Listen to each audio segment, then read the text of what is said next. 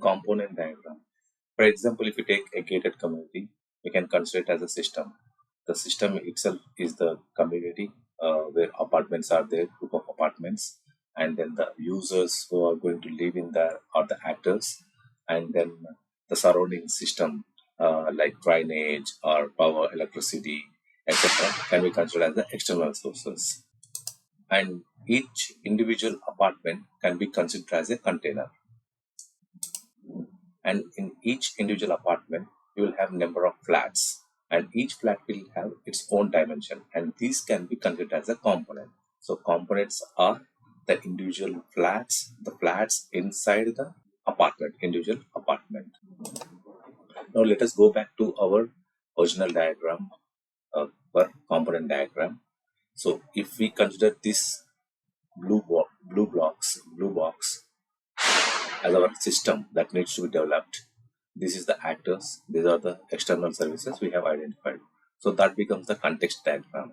If we zoom into this system, that is the controllers, web application, static content, server side or backend application, and database, then these are the controllers. Now if we zoom into any of the controller, like I zoomed into server side here, so inside this controller we identify the components, and it is same with the web application or static content, or if there are any controllers that are identified. So zooming into one of the controller will give you the components. So if you see here in server side, we have identified some components. We have identified some of the components. Those components are sign-in component, account information component, security component, statement component, and core banking adapter. And in the same way, like we have changed some of the relations which became more elaborate, here again the relations become little more elaborate. So if you see here, the web application had only one relation with server side backend, that is requesting and getting the response. Now it has become more detailed. Web application will now connect with statement component to get the statement information, and it will connect with the sign-in component to sign in, and it will connect with the account information component to get the account information. All the components, sign-in component, account info component, statement component, will connect with the security component to verify the authentication of the actor using this web application, which is very important.